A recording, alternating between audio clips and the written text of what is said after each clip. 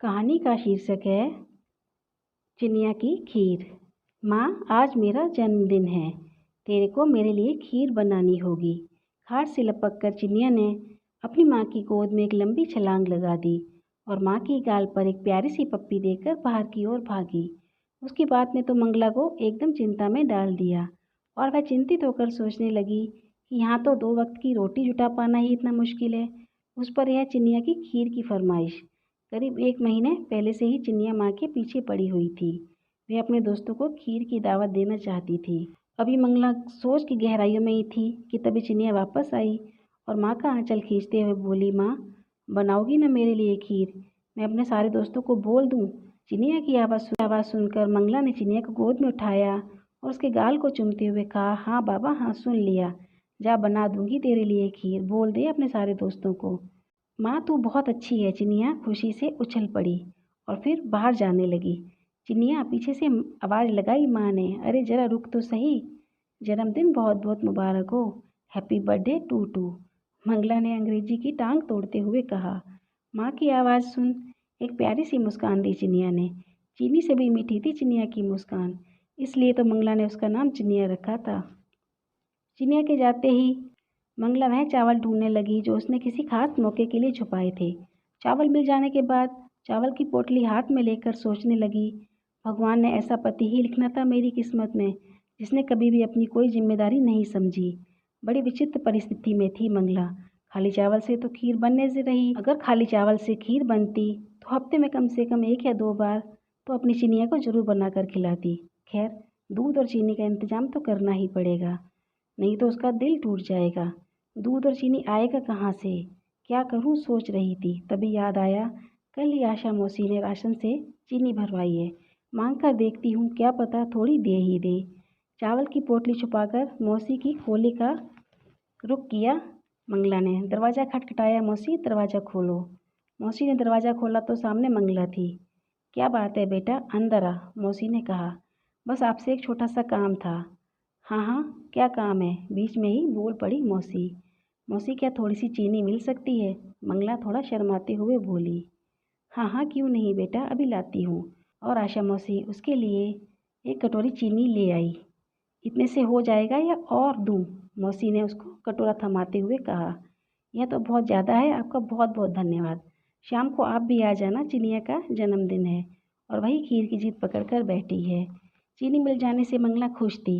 उसे लग रहा था चावल और चीनी का इंतजाम तो हो गया, अब दूध कहाँ से लाऊं? आज वैसे चिनिया बहुत खुश थी। उसकी मम्मी ने पुरानी साड़ी में गोटा लगवा कर उसके लिए जो फ्रॉक बनवाई थी, उसे पहनकर तो आज किसी परी से कम नहीं समझ रही थी वह खुद को। उसे लग रहा था पूरे संसार की खुशियाँ आज उसके कदमों में हैं। और उधर मंगला दूध की जुगाड़ में इधर उधर भटक रही थी। शाम को जब दूध का कोई इंतजाम नहीं हुआ तो वह बहुत परेशान हो गई और दुखी मन से काम पर जाने लगी और सोच रही थी चिनिया को क्या जवाब देगी। खैर, पहले काम करके आती हूँ, फिर चिनिया को देखती हूँ। और जब वह काम पर जा रही थी तो जाते जाते रास्ते में सोच रही थी, मालकिन से कुछ पैसे मांगूँ क्या? अरे नहीं नहीं, वह कहाँ देगी, वह तो अपना बुखार भी किसी को ना दे। सोचते सोचते पता नहीं कब बंगला आ गया, उसको पता ही नहीं चला। आज काम करते वक्त उसका ध्यान काम पर कम और दूध के पतीले पर ज़्यादा जा रहा था। काम निपटाने के बाद जब जाने का टाइम आया तो उसने मालकिन से कहा, मालकिन, क्या कुछ कपड़े धोने के लिए हैं? दे दो, धो देती हूँ। मालकिन ने कहा, नहीं, आज कोई कपड़े नहीं हैं। और क्या बात है, कुछ चाहिए क्या तेरे को? अब जा और सुबह ज़रा टाइम पर आना।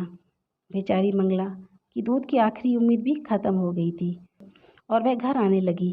गेट तक पहुंची ही थी तो मालकिन की मोटी आवाज़ उसके कानों में पड़ी, अरे ओ मंगला, जरा रुक। मंगला ने पीछे मुड़कर देखा तो मालकिन ने कहा, वह जो किचन में दूध का पतीला पड़ा है वह तू ले जा। मंगला एकदम चौंक गई कि मालकिन को यह क्या हुआ, और फिर उसने पूछा, क्या हुआ मालकिन?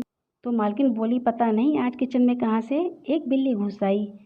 पतीले का ढक्कन जरा सा हिला हुआ था।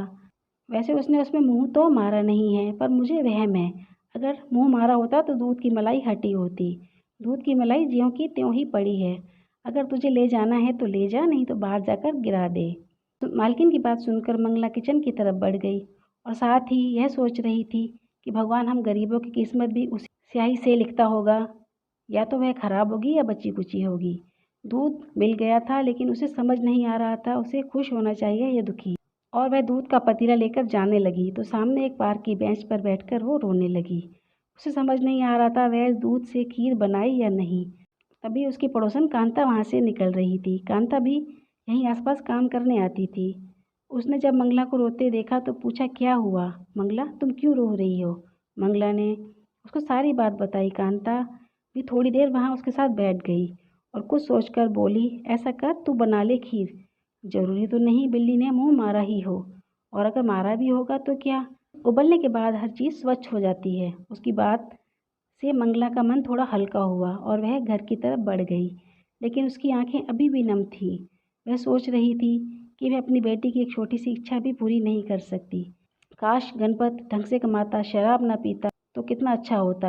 आज मेरी बेटी इतनी छोटी सी खुशी के लिए न तरसती। जैसे ही वे घर के बाहर पहुंची तो उसने देखा उसकी खोली थोड़ी सी गुब्बारों से सजी हुई थी। उसने सोचा बच्चों ने लाकर लगा दिए होंगे।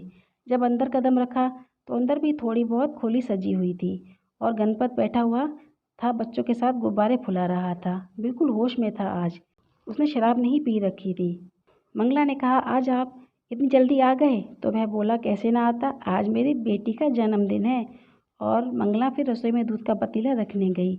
रसोई के नाम पर एक छोटा सा कोना था। जब उसने पतीला रखा तो देखा वहाँ पर दूध और थोड़ा बहुत सामान रखा हुआ था। उसको देखकर बड़ा अचरज हुआ। उसने बाहर आकर पूछा, यह दूध और सामान कौन लाया? बापू लाए हैं माँ, चिनिया ने गर्दन को हिलाते हुए कहा। किशमिश और नारियल भी लाए हैं। चिनिया की बात सुन मंगला ने गणपत की तरफ देखा तो गणपत बोला, ऐसे मत देख, मुझे अपने पैसों से लाया हूँ, आज की मजदूरी से। एक दिन शराब नहीं पीऊँगा तो मर नहीं जाऊँगा। आज मेरी बिटिया का जन्मदिन है। जब तू कांता से वह सारी बात कर रही थी तो मैंने तेरी सारी बात सुन ली थी, क्योंकि मैं वहाँ गया था। सोचा था तेरी मालकिन से तेरी तनख्वाह में से कुछ पैसे उधार ले लेता हूँ शराब के लिए। लेकिन जब वह सारी बात सुनी तो अपने पर बहुत शर्म आई मुझे। मंगला को समझ नहीं आ रहा था यह काया पलट कैसे हुई। अरे ज़्यादा दिमाग पर जोर मत डाल, मेरी बिटिया के लिए खीर बना, गणपत ने उसको बोला। और फिर मंगला ने खीर चढ़ा दी। खीर की खुशबू पूरे घर में फैल रही थी। चिनिया बार बार आती, माँ बन गई खीर। मंगला उसको बोलती, थोड़ी देर और लगेगी, और वह फिर खेल में मगन हो जाती।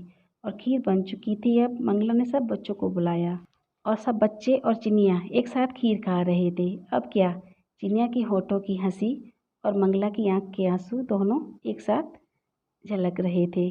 तो कहानी कैसी लगी कमेंट करके ज़रूर बताएं, और अगर अच्छी लगी हो तो एक लाइक और सब्सक्राइब तो बनता है। धन्यवाद।